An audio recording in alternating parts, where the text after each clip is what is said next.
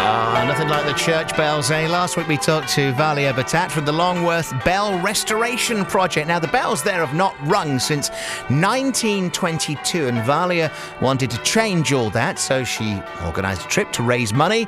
And, well, it all revolved around London's Big Bell Day, which happened last weekend. Valia, welcome to the show. Thank you, Nick. Lovely to be here. Those bells, just sort of hearing church bells, it's kind of one of those things that it's almost like when you hear the Sally Army in your high street at Christmas or whatever. There's a certain sound that if you hear it on the radio or you play it on a CD, it just doesn't quite capture the sound, the emotion of it all, does it? No, it doesn't. And I'll tell you what, that's something that's completely unique to England, a bit like leather on willow and the church bells over the village green. Tell us first of all why the bells haven't been heard since 1922. That's an awful long time. That is a long time, yes. The frame actually dates back right to 1662, contemporary with the oldest bells in the ring, and basically it's rotten.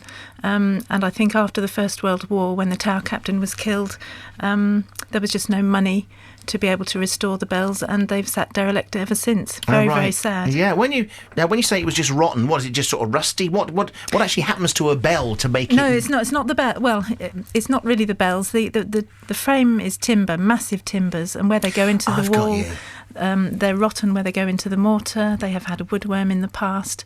There's a lot of compromising of the frame. The bells themselves actually do need a lot of work to restore them, but essentially, if we can attend to them now before there are any problems, we should be able to rescue them. But if we leave them much longer, they may crack, and then we'll lose them forever. Right. So it isn't just pulling the bells down, sorting them out, and putting them back up again. It is actually the framework that's the huge problem. Yes, it's a joint, sort of a double problem that we have to sort out everything. Oh dear! And we're talking big money. well, indeed. So why did you get involved? What is so special about hearing these bells again that kind of drives you forward? Then a lot of things. My best friend was a ringer. He taught me to ring 5 years ago, Dennis Leslie, and I'm doing this in his memory. And also his best friend Frank White, who was head of Whites of Appleton, fourth generation bell hanger, and I'm doing it partly for them, but I'm also doing it for the village, because it is such a travesty to have such a wonderful ring of bells up there sitting, rotting and potentially ready to be lost. And there haven't been any ringers in Longworth for such a long time. I actually don't live in Longworth. I live in the neighbouring village. Okay. And I just thought, well, there's nobody else. So there's nobody around to actually sort of teach anybody to ring bells, or what? They've got me now. They got you? Yeah, I look after the tower, the church bells in the neighbouring village, and I teach people to ring there. Ready for the Longworth team, yes. Which is That's good. It, yeah. The London Big Bell Day was this weekend. First of all, what is that?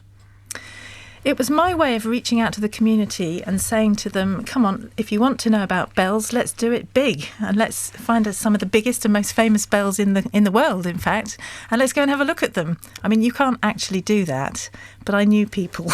You were, and I talked to people. Pulling some strings rather than ropes, I suppose. Maybe, but I have to say the ringing community in London have been absolutely, unbelievably amazing, well above and beyond the call of duty.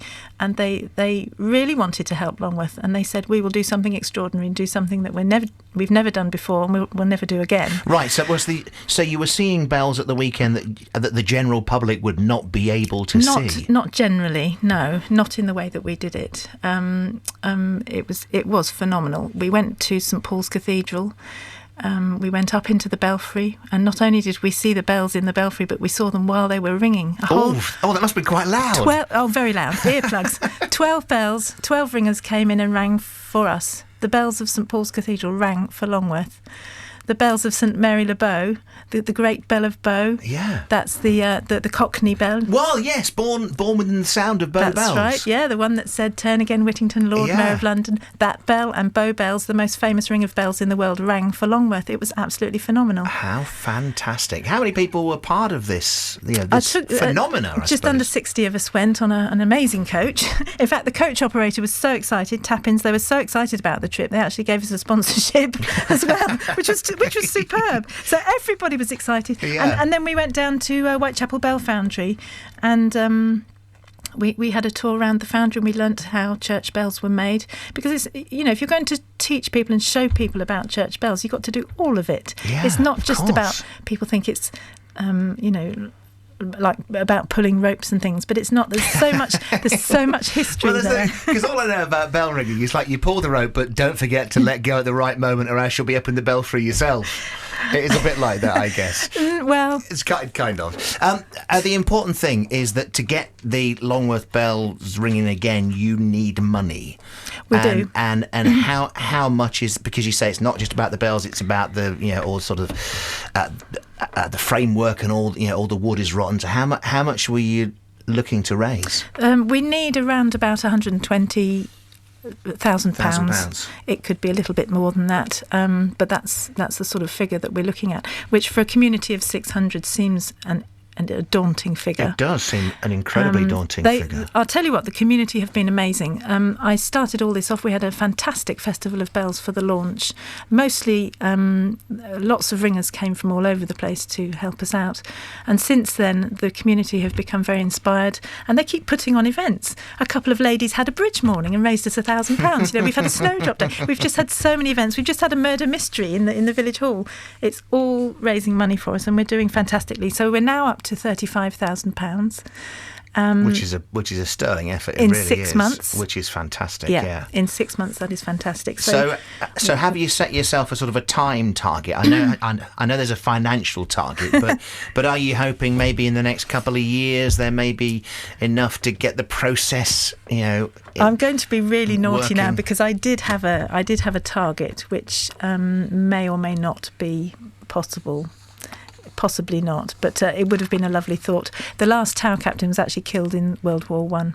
Right. And my original aim had been to ring the bells for his 100-year anniversary, which is this December. Okay. There is still time if something amazing happens and somebody throws us £100,000, but you never know. It would have been lovely. It would have been lovely. Well, listen, thank you for coming in. What we've done, we've put on our Facebook page videos of all the bells that you saw, yes, which is great. We've also got details on our Facebook page of how people can donate to the Longworth Bell Restoration Project.